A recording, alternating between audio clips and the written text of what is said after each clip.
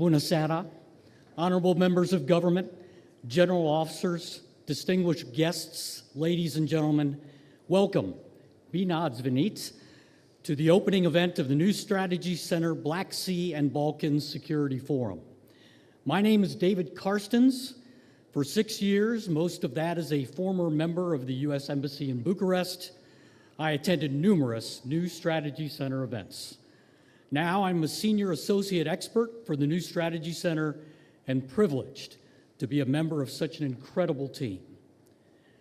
This was always one of my favorite events, as it unites so many senior leaders, members of government, scholars, and industrial innovators together under one roof to talk about the greatest security challenges of our generation.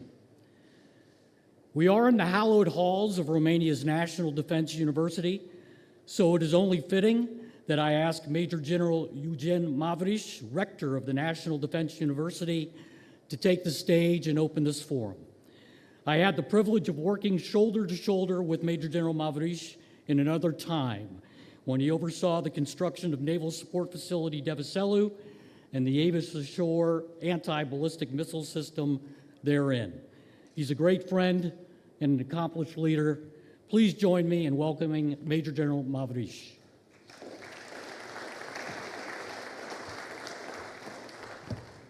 Thank you, Dave, for your nice words.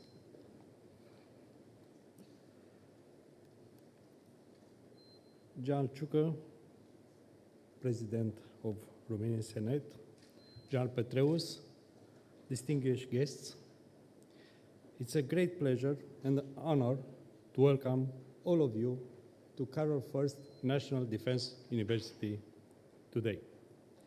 First of all, I would like to say a few words about our university, just to let you know who we are. Our university is the highest institution of military education in the Romanian Armed Forces and has a long history.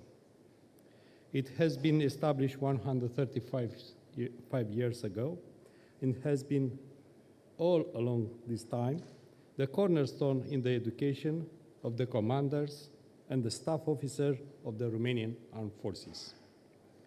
Today, we are fully integrated in the national higher education system and consistently involved in various Euro-Atlantic education initiatives and projects, being deeply committed in providing high-quality education to all our students and In addition, we are always willing to support initiatives meant to disseminate security culture in the Romanian society, which we consider of paramount importance, especially in the current complex and very difficult security environment. General Petraeus, let me wish you a warm welcome in our university, and thank you for choosing us as this venue for launching of your book. Following an impressive and accomplished military career, I'm confident that the ideas and experiences that you decided to share in your book will inform the readers and encourage them to continuously increase their awareness and knowledge regarding security and defense.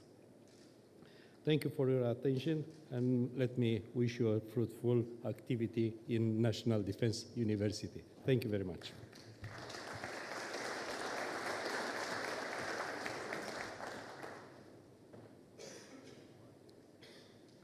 I would now like to ask Mr. George Scutaru to take the stage, former Member of Parliament, former National Security Advisor to the President of Romania, and now the CEO of the New Strategy Center.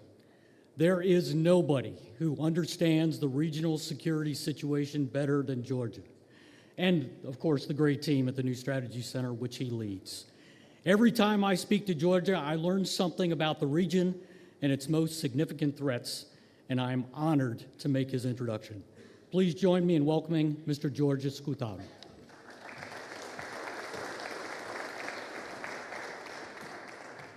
Chairman of the Senate, distinguished guests, We thank you for joining us for the launch of the book Conflict, The Evolution of Warfare from 1945 to Ukraine, authored by American General David Petraeus, one of America's most famous military commanders and former CIA director, and along with historian Andrew Roberts. We are honored to have one of the authors, retired General David Petraeus, with us today, whom we welcome.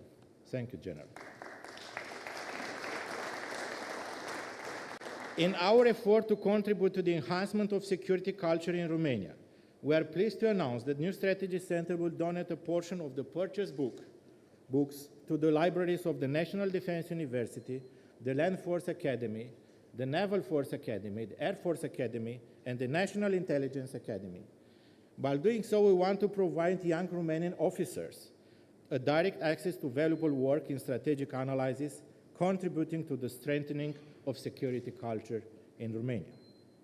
This entire book launch project, including General David Petraeus' visit to Romania, has been made possible thanks to the support of the Romanian company Leviathan, which has an extensive experience in design and construction, including the military sector.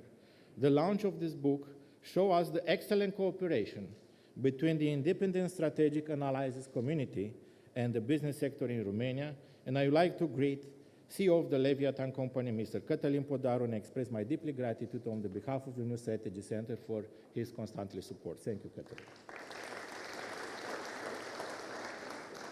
Distinguished General Petraeus, the Black Sea has become a battlefield. In your book, you mentioned that Moskva Cruiser is the largest vessel sunk in conflict since the Second World War. This happened only 40 miles from the Romanian shores. Also, we observe how close Iran is to Romania now. Shahed drones constantly attack and strikes Ukrainian ports on the Danube River, very close to our shores and to our ports. Very close to Romania is Odessa port, bombed with Russian missiles using China-made components. Some missiles are not only produced in Russia, but also come from North Korea. Kinetic and hybrid warfare are now part of the lives of the countries bordering the Black Sea. Sir, thank you for accepting the New Strategy Center's invitation to visit Romania and for witnessing the strategic importance of the Black Sea. Personalities like you, General Ben Hodges, or James Carafano here, understand the significance of the region, and I'm confident, sir, that regardless of who will be elected as the President of the United States in this November, Romania will remain an important ally for the United States, and the Black Sea will be on the map of the strategic interest of the United States of America. Thank you very much.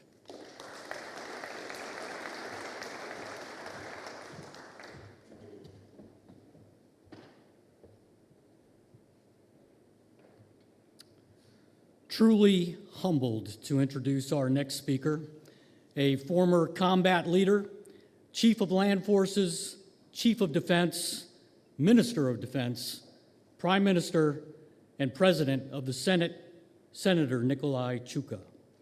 As a young colonel, I was tasked to escort then General Ciucă on a visit to Wiesbaden, Germany, and the U.S. Army Europe change of command for Lieutenant General Ben Hodges. It seems like only yesterday, sir. I was in awe of his leadership then, and I wish him all the best in all of his future endeavors. Please join me in a round of applause for President of the Senate, Nicolae Ciucă.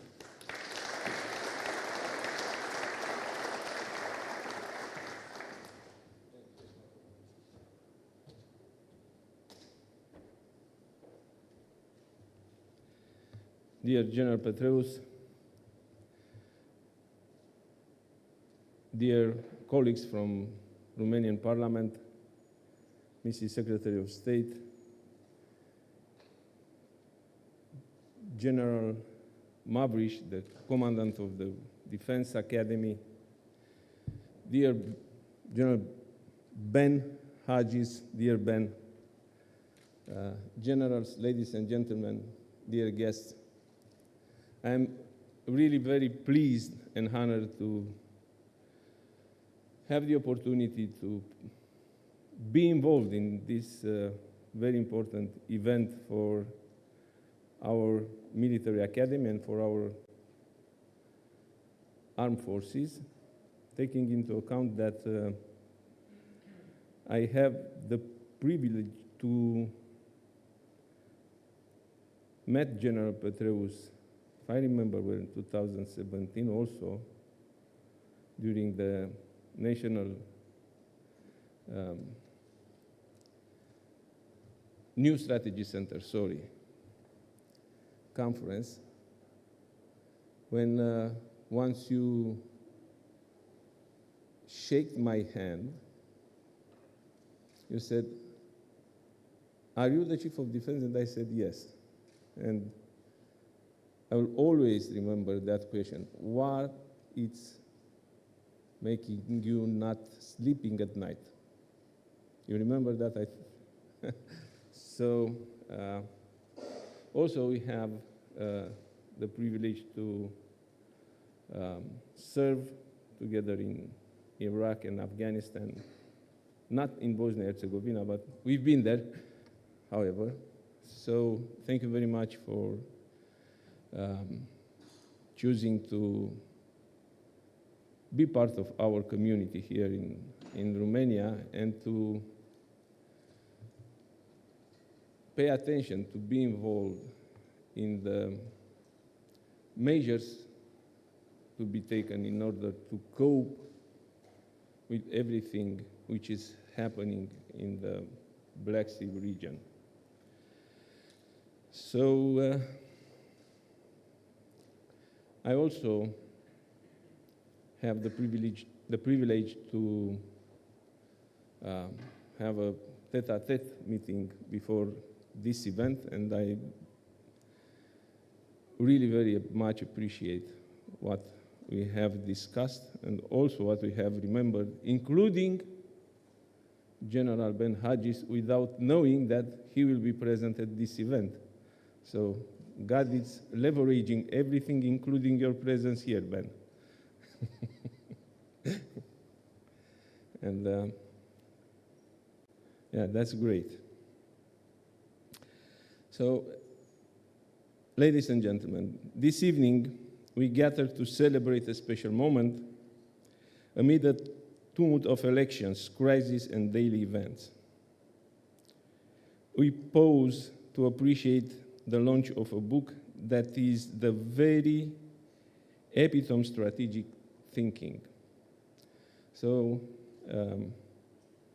as I told you, one of my friends bring me this book from United States a couple of months ago, and I did spend some time reading, at least if I remember well, the first 2 chapters, and I do really appreciate everything what is written there, and it's quite an important analysis of what happened since the end of the Second World War till now, including the war in Ukraine. So it's a great book. I'm sure all the men, women and men in uniform, and not only, will read it once they will get it. Today, Romanian readers gain an insightful glimpse into the mind of a great strategist drawing upon a prestigious career. Conflict, the evolution of warfare from 1945 to Ukraine, authored by General David Petraeus and historian Andrew Roberts, examines how war has evolved from 1945 to the present conflict in Ukraine, highlighting the changes and lessons learned. It is a remarkable work, and I extend my gratitude to the New Strategy Center for bringing us together for these significant occasions at the National Defense University, a pivotal institutions for military education in Romania. Today we have a war close to Romania's borders, the largest conflict on European soil since the end of the Second World War. The first phase of the war in Ukraine started in 2014 with the annexation of Crimea, as stated in the book written by General Petraeus.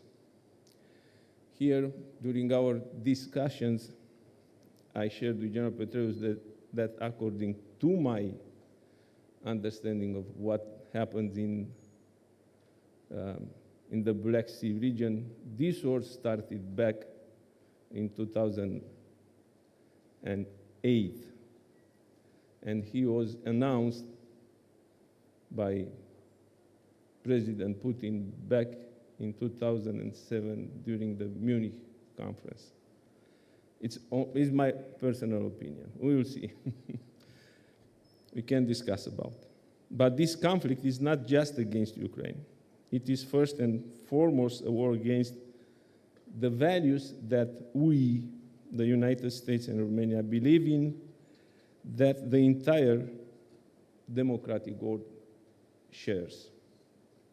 I also strongly believe that the fate of the current security system, built with substantial US input after 1945, it's also at stake in the fields of Ukraine. Dictatorships and autocratic states will release Russia's victory if our aid to Ukraine ceases, and it will encourage them to be more aggressive and provocative, primarily against US interests around the globe.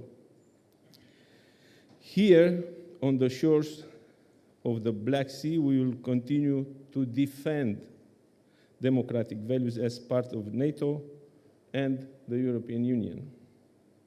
Maintaining a free and open Black Sea is important, not only for Romania, but also for the US, because the impact of what happens in the Black Sea goes beyond our region. The Black Sea means food security, energy and connectivity, a platform linking the Baltic Sea to the Mediterranean Sea and Central Asia to Europe, the Balkans to the Middle East. General Petraeus, it is an honor to have you with us today.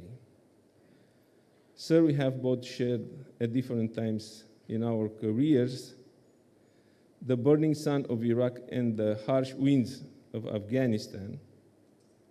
And as you shared with us, I think there is no one in this room, I didn't ask Ben, who spent so many years serving in the operations abroad. As you shared with us, 8 from the last 11 years you spent in theater of operations. So you've got all our gratitude for your career. These are two countries far from Romania, where American and Romanian soldiers have served together, and the sands of Iraq and Afghanistan are stained with our soldiers' blood. Even if these countries are far away from us, Romanians, we understood then the importance of joining the USA in its fight against terrorism because we share and believe in the same values. I am convinced that America will continue to stand by Romania as it is now side by side. Thank you for all your support. You know that you can count on us, you can rely on our commitment. We have made it clear all these years since we signed the strategic partnership through our words and actions. So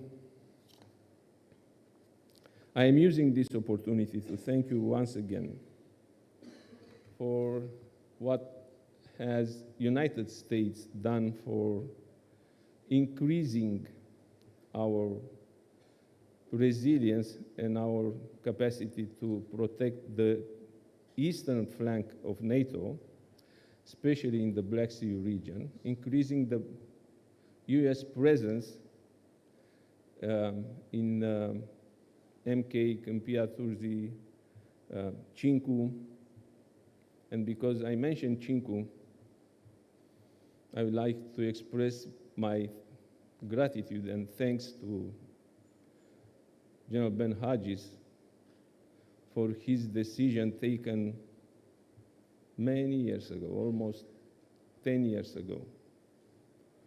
When we've been in Cincu and we envisioned that Cincu is gonna be a great capability for NATO troops to train and to be able to operate from, because now it's not only a training center, it's only a base from where the NATO battle group is preparing for any kind of operation. So these are just few words in recognition of our strategic partnership. And it is a good momentum to share with you and to let you see by yourself what's happening in the Black Sea region, what's happening in Ukraine, and to identify together what we have to do in order to make and to create those trustful capabilities for the Ukrainians to continue to defend their countries and to cope with all the Russian threats. So back to the book. I like how you complement the attributes of war specifics to the Second World War, even to the First World War, with the new attributes coming from the development of new technologies and how they are going to shape at least the tactics, if not the strategy. So, sir, thank you very much for your presence here. And I would like to have a book in Romanian. It's coming as well. But I think I will ask somebody to bring me the book in English, because I will keep it to have the meaning of your thoughts, because it's not always easy to translate the right meaning of the strategic thinking. Thank you very much, and congratulations for your last book.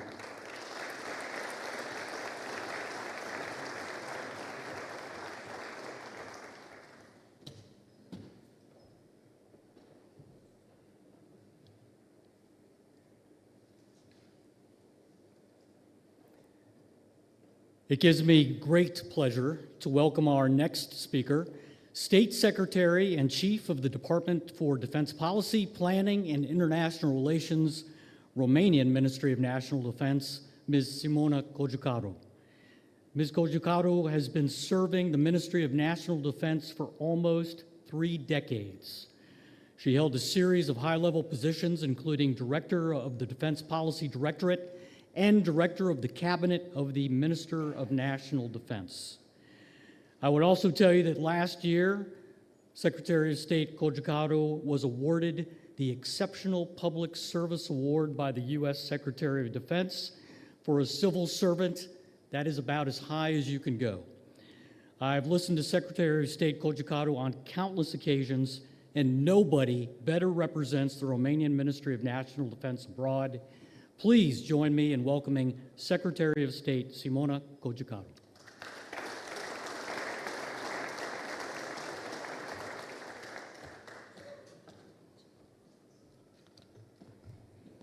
Your Excellencies, ladies and gentlemen, it is an extraordinary privilege to gather here today for the launch of a significant and timely publication, Conflict: The Evolution of Warfare from 1945 to Ukraine, authored by General David Petraeus and renowned historian Andrew Roberts. I'd like to thank New Strategy Center for offering us all this immense opportunity.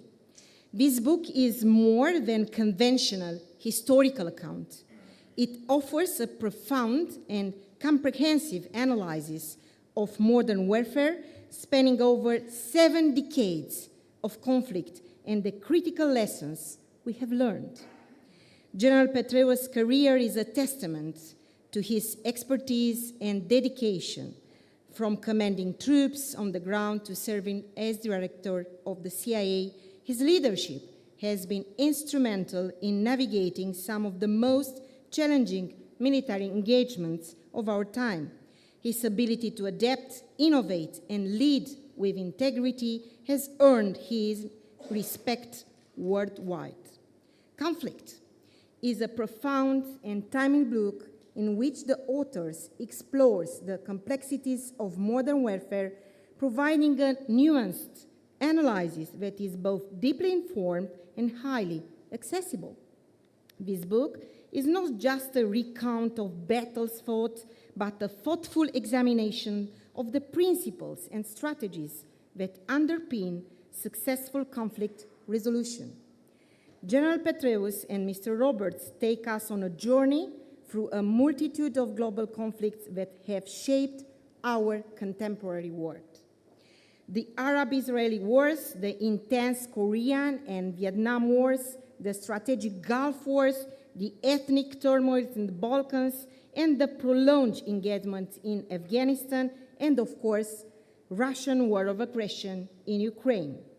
A particularly captivating aspect of this book is its exploration on how new technologies, strategies, and doctrines have continually reshaped the battlefield.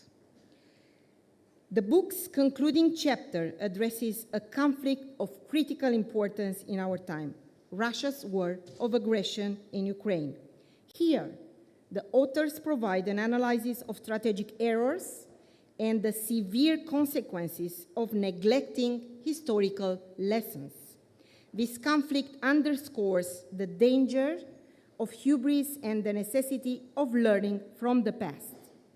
Ladies and gentlemen, Russia's war of aggression in Ukraine has fundamentally changed not only Europe, but the global security architecture.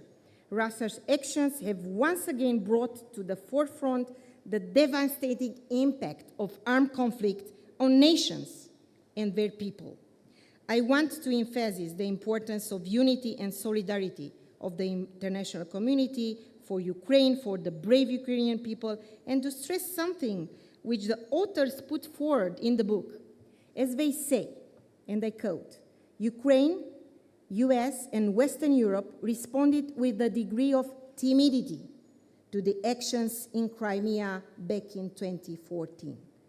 But the pivotal events of 2014, when Russia's illegal annexation of Crimea shocked the international community, also provided a reminder and a strategic awakening regarding the volatility of geopolitical interest, and most of all about the capacity of Russia's threats and actions.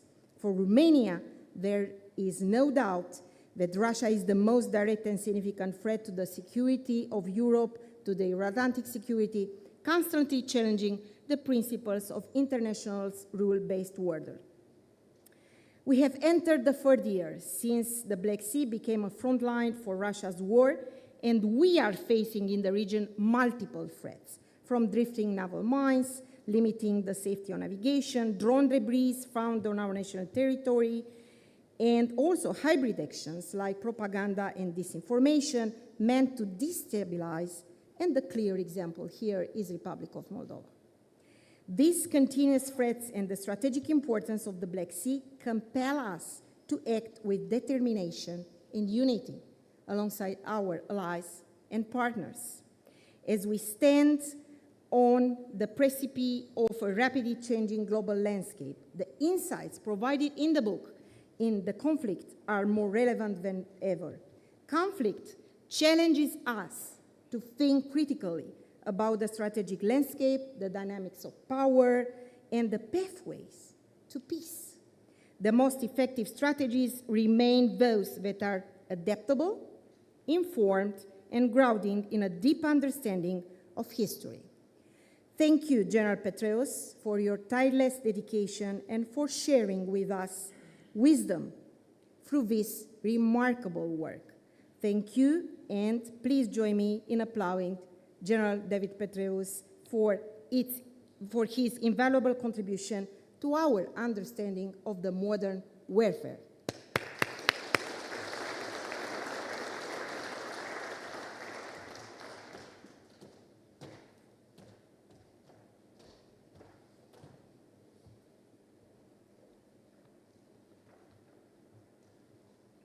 No security conference would be complete without hearing from the Office of the Chief of Defense, the leadership responsible to defend a nation and deter aggression.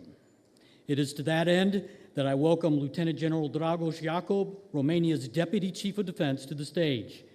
A graduate of the U.S. Army Armor School and numerous other career-developing courses nationally and internationally. Lieutenant General Jakob's distinguished career included command of both Romania's 2nd Infantry Division, Getica, as well as the Multinational Corps Southeast. He deployed twice to Afghanistan, and he is a leader who truly understands NATO commitment and combat readiness. Please join me in a round of applause for Lieutenant General Jakob.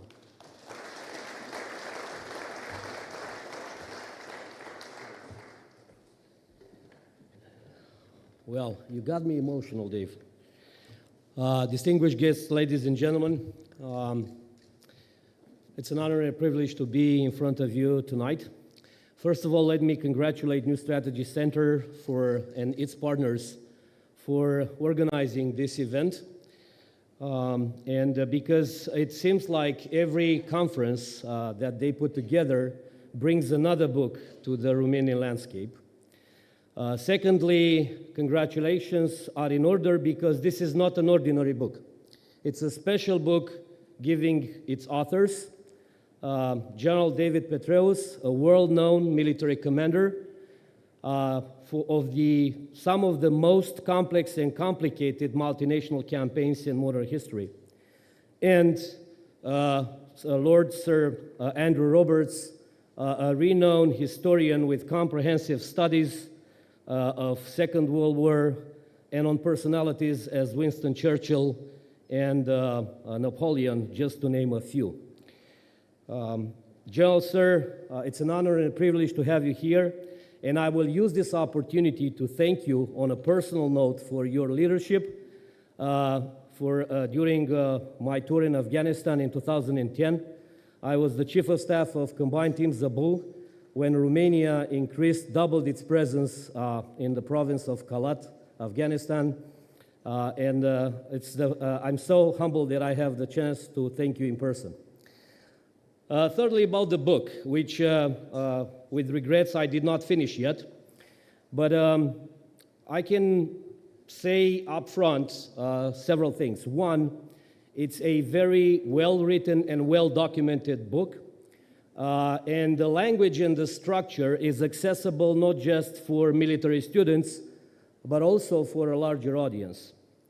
Secondly, it's a very complex book because it does not touch only warfare. It's about leadership, it's about economy of war, it's about how technology influences decisions and actions. And it's also a strategic book because it examines thoroughly the actions of commanders and leaders on a four-pillar framework. I'm not going to get into details, but I will strongly recommend you to read the book. I think most and foremost what I liked about it, it's the fact that it stresses the centrality of the soldier and so non-material ingredients of the war. General Petraeus, sir, on behalf of the Romanian Defense Staff, allow me to express our gratitude and thanks for being here with us tonight. Thank you.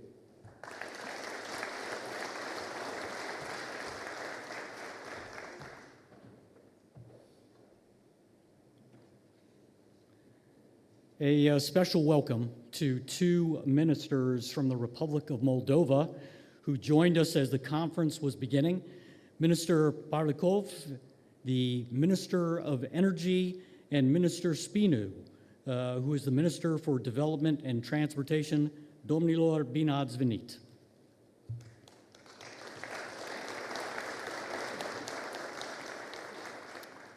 And now, this evening's main event. Two leaders who need no introduction. First, General David Petraeus, a combat leader revered by my generation of officers and soldiers. Accomplishments almost too numerous to note.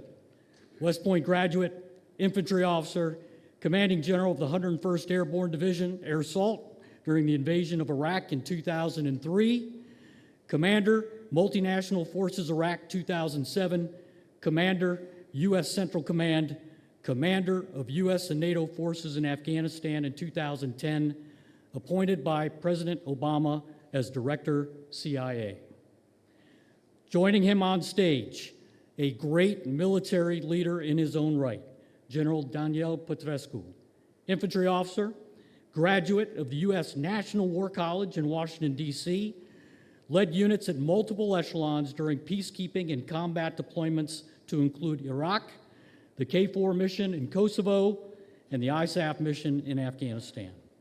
In Romania, he commanded the Multinational Brigade Southeast, Multinational Division Southeast, and served as Romania's Chief of Defense from 2019 to 2023.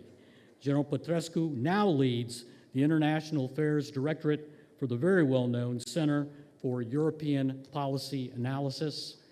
I know this will be a fascinating discussion. Please join me in welcoming General Petraeus and General Petrescu.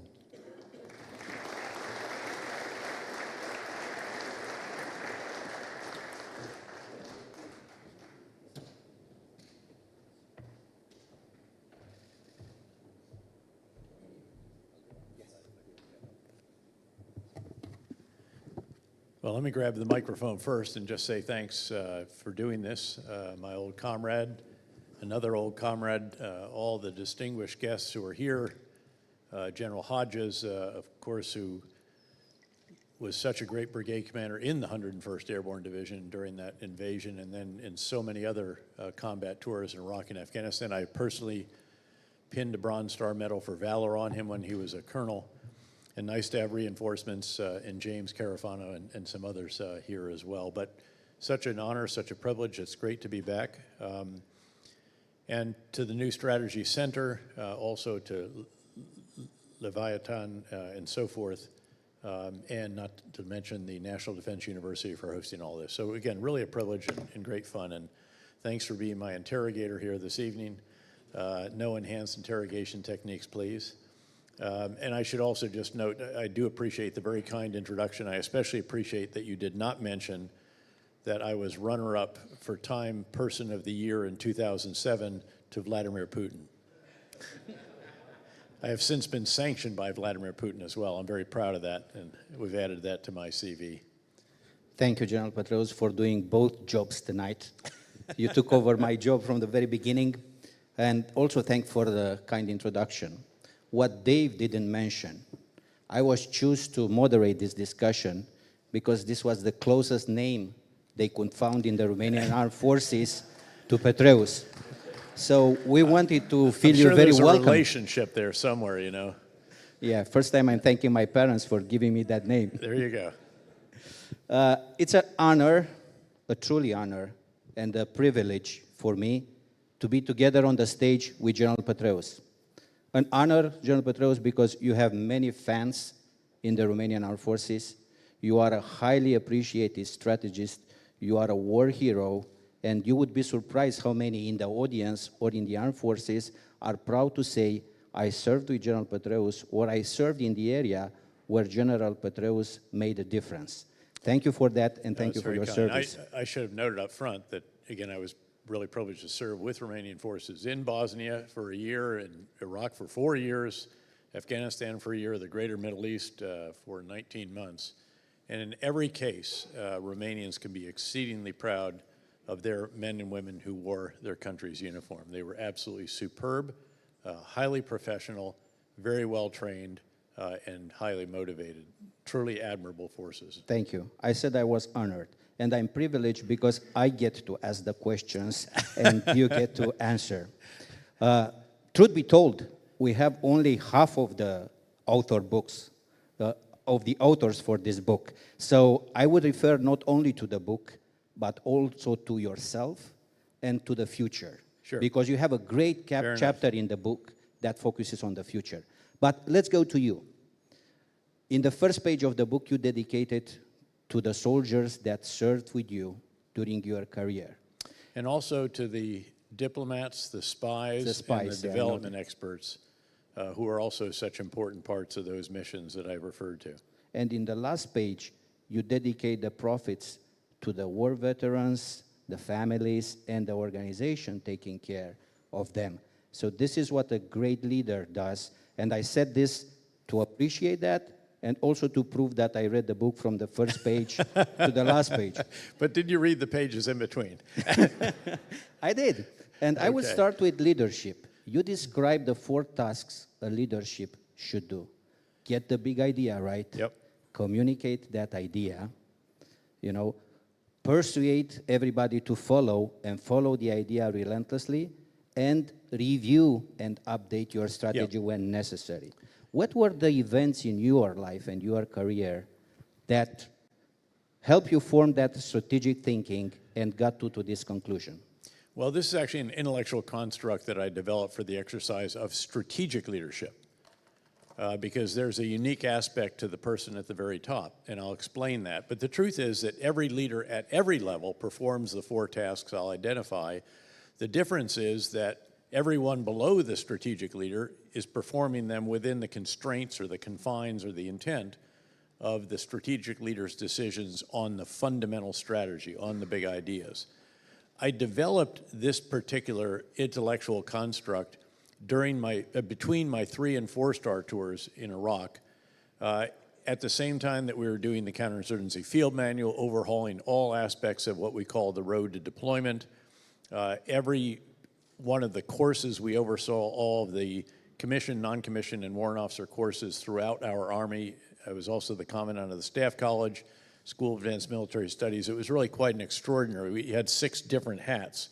And if you kept them all spinning fast enough, nobody really knew who was giving the orders, and they just decided to follow them.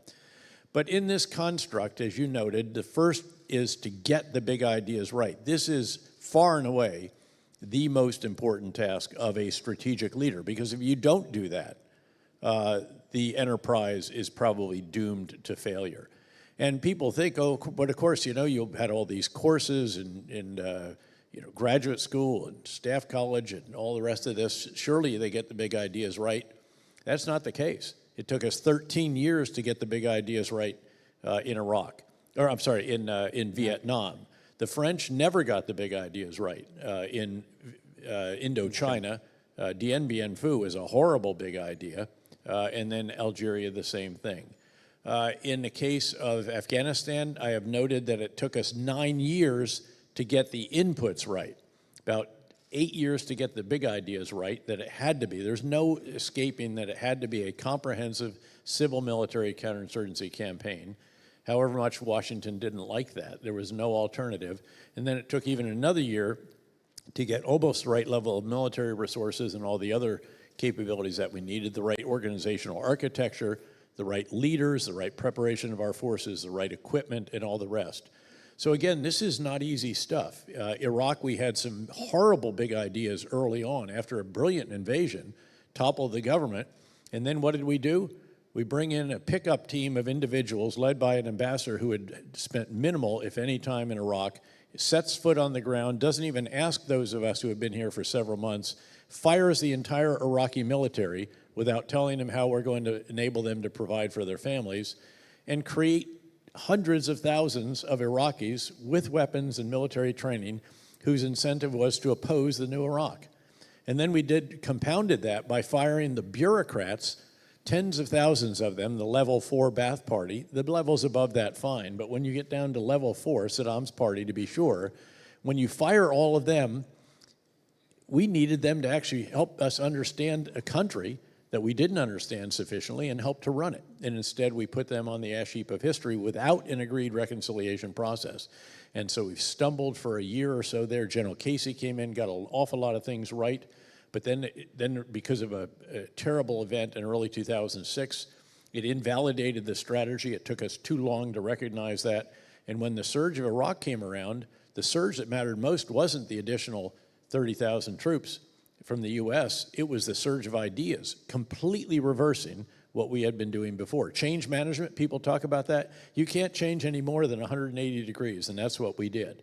So again, you've got to get the big ideas right. You have to really understand your forces, the enemy forces, the physical terrain, the human terrain, the country in which you're operating, all the different asset or elements in it, tribes, religious sects, ethnic groups, political parties, all of this, all the elements of society, the neighborhood, and so forth, and craft the right big ideas.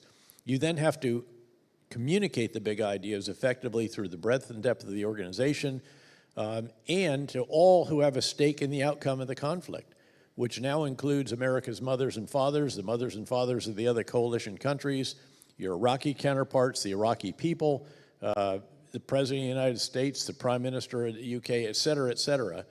And that's a massive task. It's always continuing. You have to oversee the implementation of the big ideas. That's the third task. That's what we normally think of as leadership. This is the example that the leader provides, the energy, the inspiration. It's attracting the best and brightest people you can, hanging on to them and taking care of them. It's allowing those not measuring up to move on to something else. It's the organizational architecture you design. Again, keep in mind, it took us 9 years to get the right organizational architecture in Afghanistan. It doesn't fall out of a tree and hit you on the head like Newton's apple fully formed. You have to play with it, tinker with it. And then it's the metrics that you use. The body count in Vietnam was a horrible metric, and then it turned out to lack integrity over time as well, but in part because it was measuring something that was a wrong big idea, a war of attrition, which we couldn't win with the North Vietnamese, instead of security of the population, which should have been the focus, and ultimately was 13 years into that war when General Abrams took over. It's also, very importantly, how you spend your time, your battle rhythm, as we referred to the schedule. You drive a campaign plan's execution as the senior commander by the meetings you have with your subordinate commanders, all the different elements, the staffs, and so forth. And you also have on there events that enable you to see for yourself what's going on. 2 to 3 days a week, we would, right after the morning updates, we would get into an armored vehicle or a helicopter or a plane, and we would go out and join a small unit somewhere in Iraq and go on patrol with them and try to get some sense of what it is that they're dealing with outside the wire, under body armor and Kevlar helmet with weapon, doing what only they can do, which is translating the big ideas at my level into concrete action at their level, doing, again, only what they can do, which is to engage the enemy and engage the population. There are also events on your battle rhythm that enable or even force you also to perform the fourth task of a strategic leader, which you cannot overlook. If you overlook this fourth task, which is to determine how you need to refine the big ideas as the context evolves, if you don't do that, you're going to end up like Kodak. Kodak was the king of film photography and services. It had 2,000 patents on digital photography, but it failed to make that the new big idea early enough. Others got there first, and it has ceased to exist as we know it. So you have to perform all 4 of these tasks. We had formal events where I would sit down with all of the chiefs of the lessons learned teams, with the strategic planners, with the operational planners, and the idea was to identify how we needed to refine the strategy, the big ideas, so that we could communicate them, oversee the implementation, and do it again and again and again. And this is crucial. And when you go through the book, the common theme is really analysis of the quality of strategic leadership. And it won't surprise you that generally the side that has the best strategic leadership prevails. And when it comes to Vietnam, the best strategic leader was neither French nor American. It was North Vietnamese General Giap. But in your position, you were able to influence the military strategy. And you mentioned in the lessons learned from Iraq. how important it is to get right not only the military strategy, but also the political strategy above it. And the political strategy somehow is in charge with giving you the resources. How do you link your strategy to resources and influence the political strategy on that?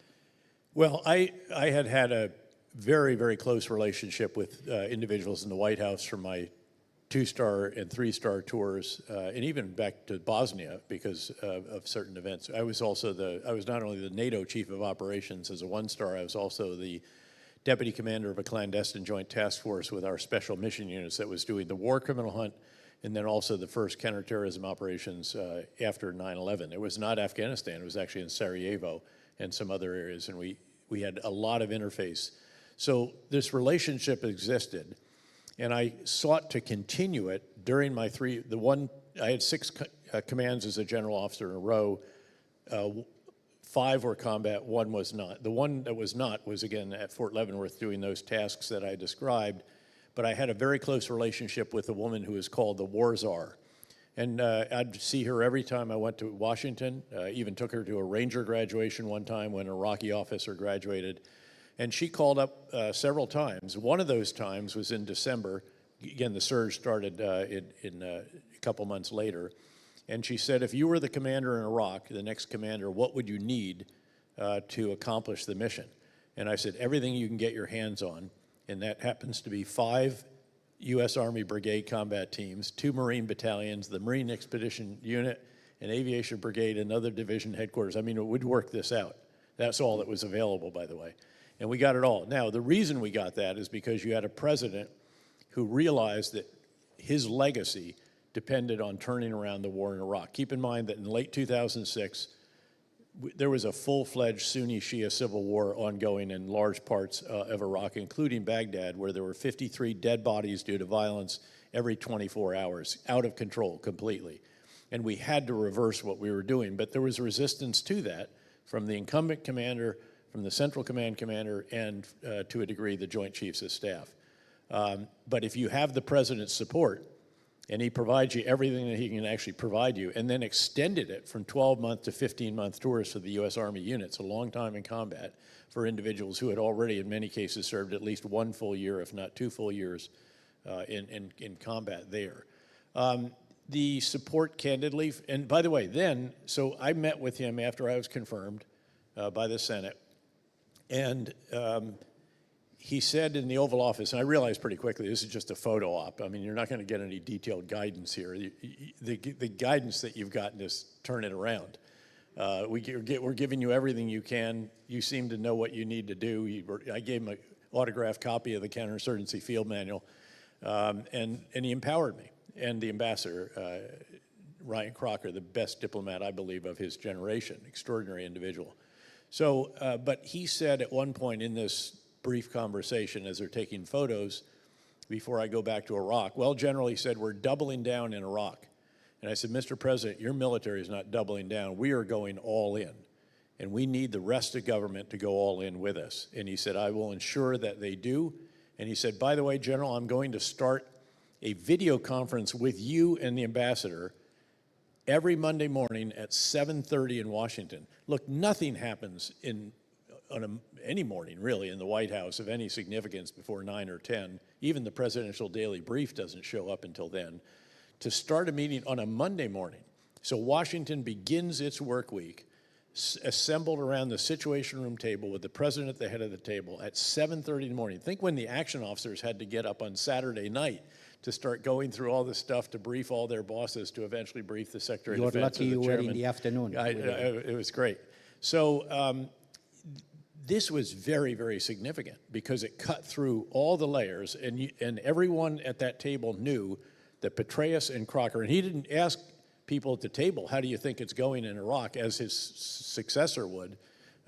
He went directly to the ambassador and to me, and he said, what do you want to tell us this week? How's it going? What's the latest? And then it established a dialogue, and then he also committed to doing a video conference with the Prime Minister of Iraq during that week as well, and the ambassador and I would attend that. So his level of involvement and access to the commander, but that meant that the ambassador and I could drop a dime on people, and we didn't go over there to lose gracefully. We were not easy subordinates, and we did not hesitate to use this extraordinary leverage of this unprecedented. Again, my PhD dissertation at Princeton, I looked at the contact between presidents and their field commanders, and it was minimal in most cases.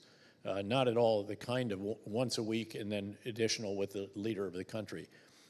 That's extraordinary. Candidly, the commitment from his successor was not as all in or unequivocal.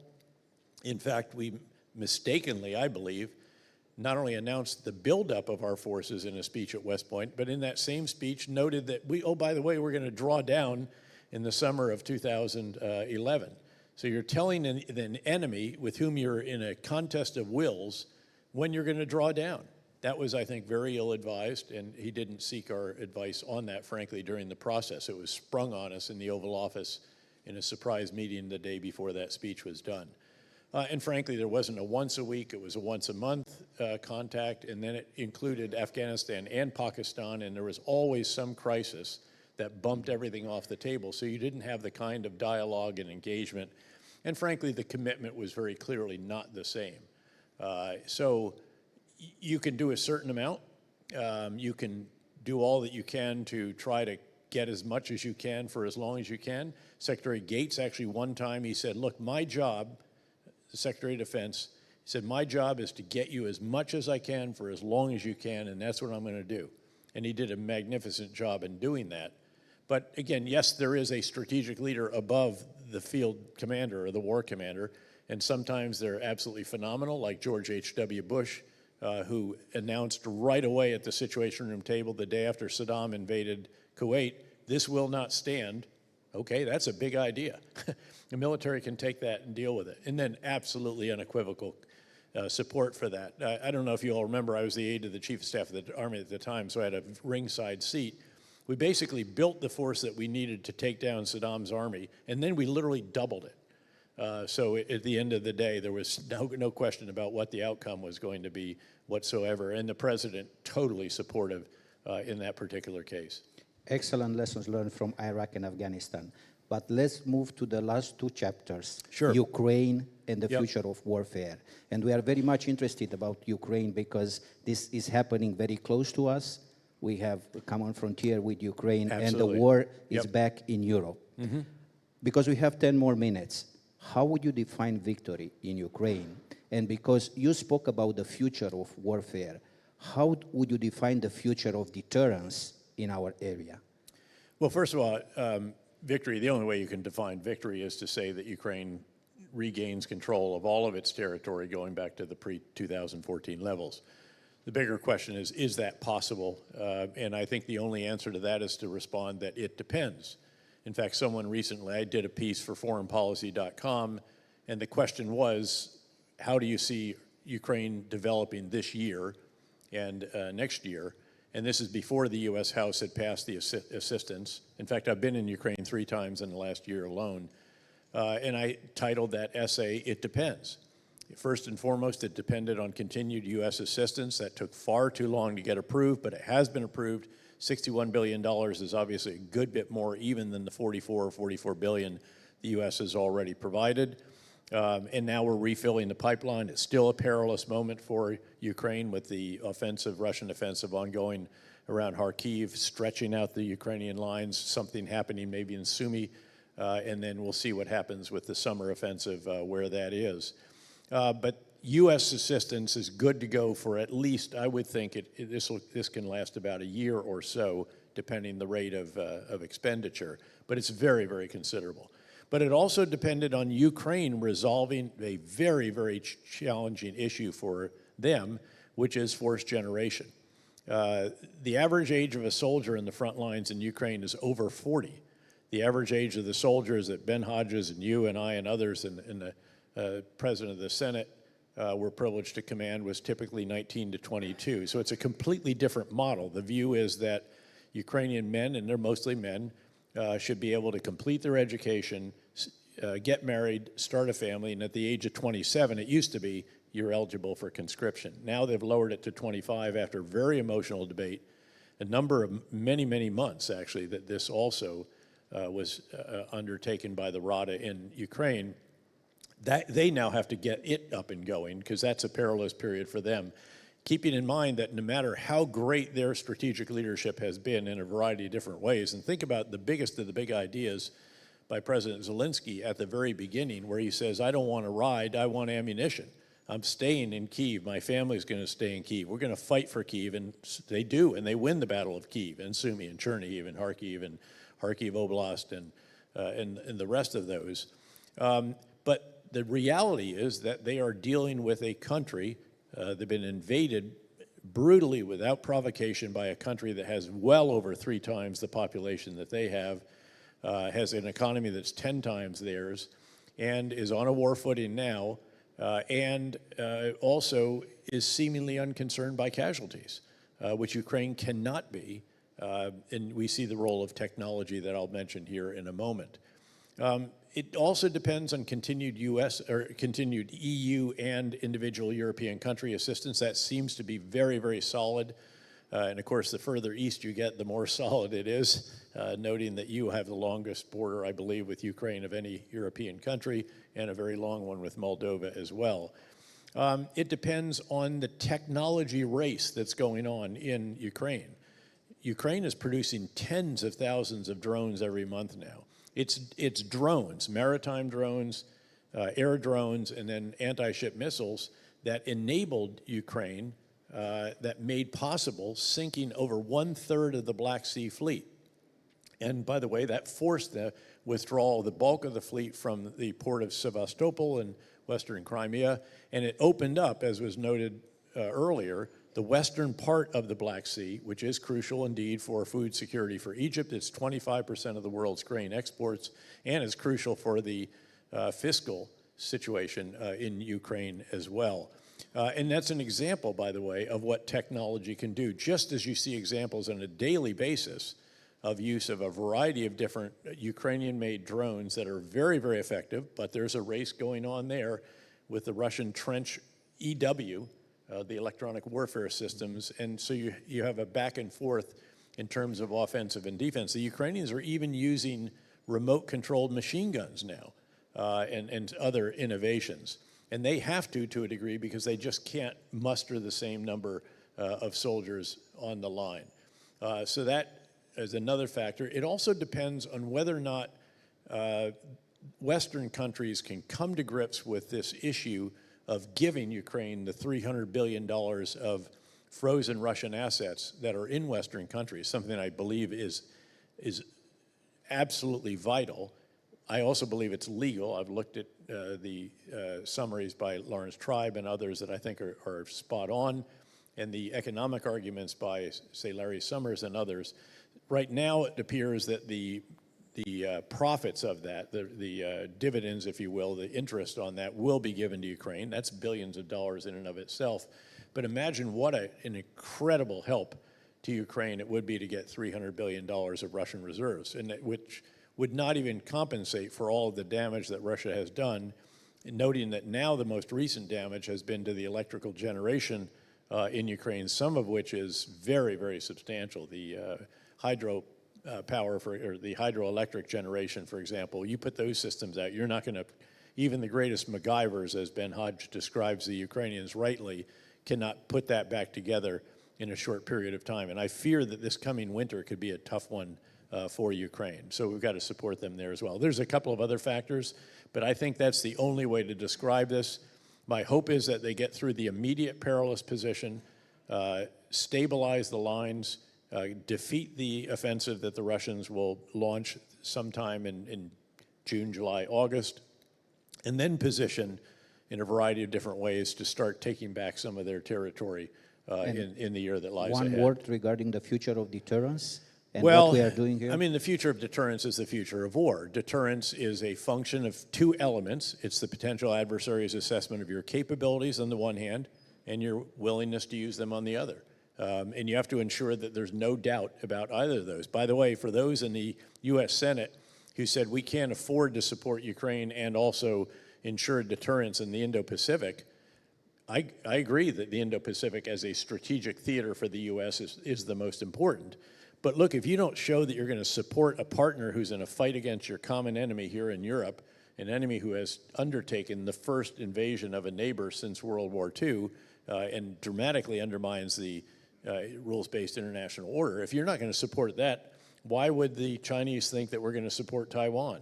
So again, what happens in one part of the world actually influences perceptions in other parts, just as did the withdrawal from Afghanistan that was totally unnecessary in my view and also unwise, and the results were predictable, and I did predict them months in advance on Fox News of all places. I said I feared a psychological collapse.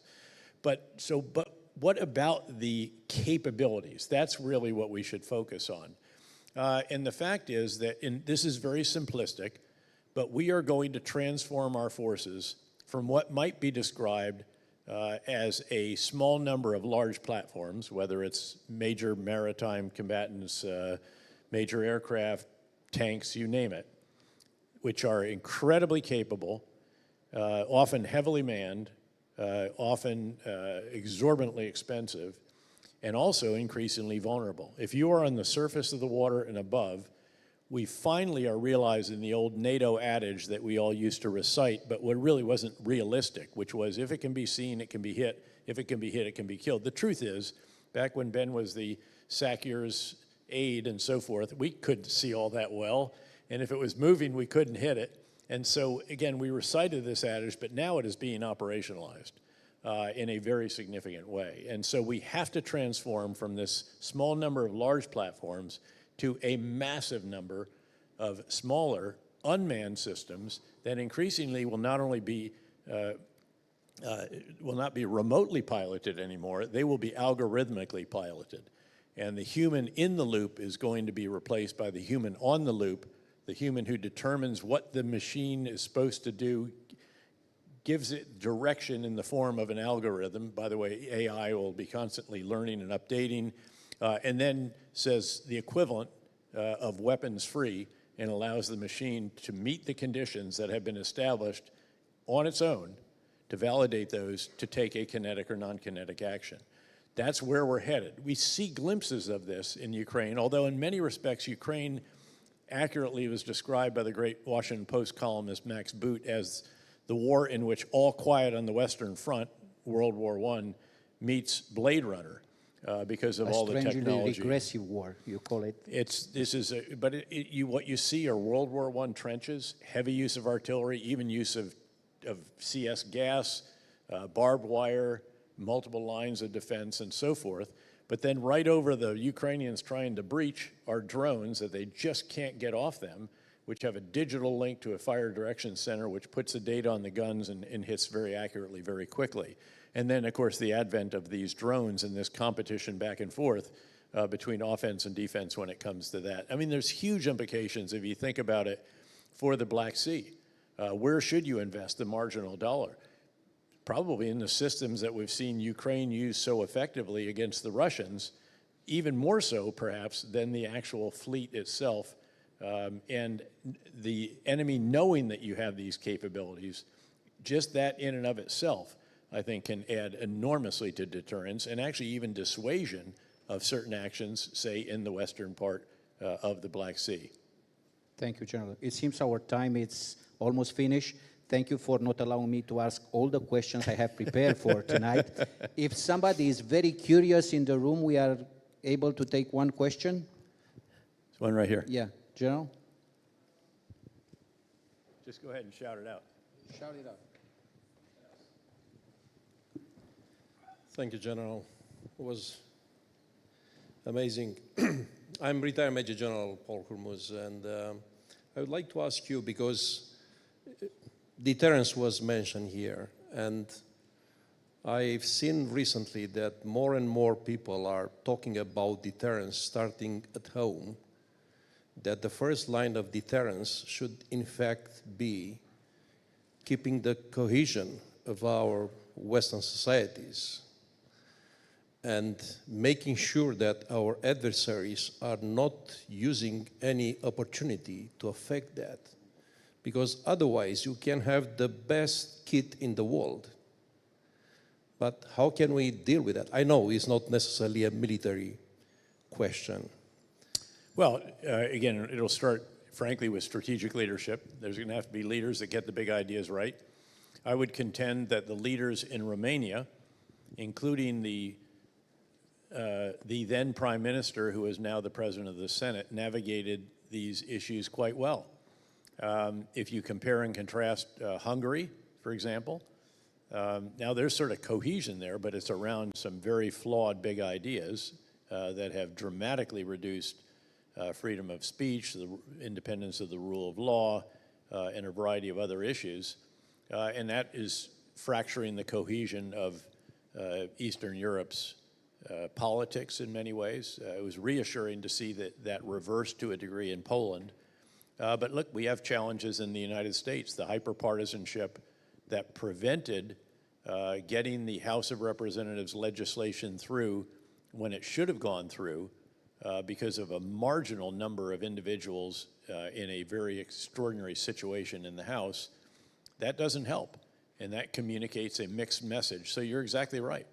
The same about those that were arguing that we shouldn't support Ukraine because we couldn't afford to do that and also do the Indo-Pacific and say Israel or something, again, just wrong-headed. That undermines deterrence. It gives the enemy, injects some question about our staying power. But again, you have to therefore have the political leadership, the political consensus that is sufficient to make sure that those kinds of issues don't arise. But this is one of the challenges around the world. I might actually end just by offering my sense of the overall global situation, which is that, and this is obviously from a US-centric, Western-centric, frankly, perspective, as you would understand. But I believe that the US and our Western allies and partners face more challenges right now in number and greater complexity than at any time, at least since the end of the Cold War and even arguably since World War II. If you think of the US and its allies and partners together as the guy in the circus that keeps a bunch of different plates spinning simultaneously, there's more plates in that tent and they represent more complex challenges than at any time since the end of World War II. And that almost puts a premium, again, on the kind of cohesion and degree of consensus. This is not to say there shouldn't be very vigorous debate or there shouldn't be freedom of expression or, again, all these other elements that we believe we embrace in democratic societies. But there's a China plate that is bigger than all the others in that tent, particularly complex. Obviously, the Russia plate is more menacing than ever, very concerning. There's a North Korean nuclear program. Iran is at least 3 different plates, their nuclear program, support to malign actors, Shia militia, and also Hamas in the Middle East, including the Houthis disrupting freedom of navigation in the Red Sea, Hezbollah, Shia militias in Syria from Iraq and so forth, and then also their drone and missile programs, which you see being used by Russia to a very considerable extent. There are still individual Islamist extremist organizations that you have to keep an eye and pressure on.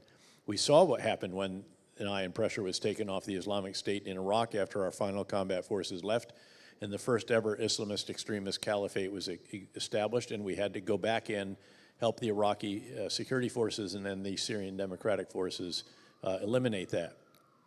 We see, again, forces of populism, which can be very, very challenging for the individual countries in which they're located and for the blocs in which they're located. Let's look at the EU Parliament elections and see how much do these sort of what we would see, I think, as more extreme parties, much do they make in the way of inroads there? Look, there are manifestations of climate change that are ever more alarming. You know, the storm of the century now is every other year. Wildfires are vastly worse than they ever have been in the past. These require, again, these are plates that you have to keep spinning. There are cyber threats that are ever more diabolically clever, including nation states that are using cyberspace to create the kinds of differences, to magnify them, to pour gas on burning embers of real differences in our societies.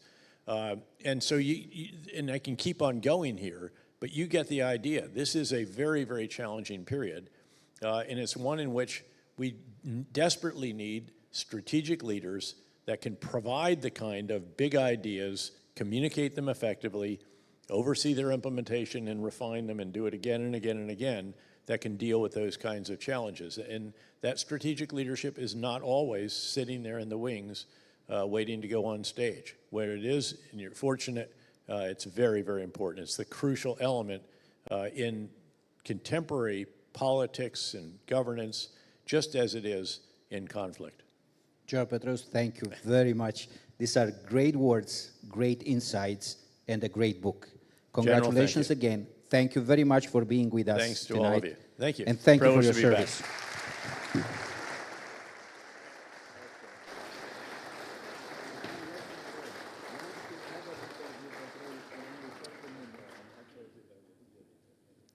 General Petraeus, General Petrescu, thank you so much. Great insights, and certainly look forward to the next event, which is a book signing with General Petraeus. Now, don't let the short stack scare you. I've been told there's about 100+ books.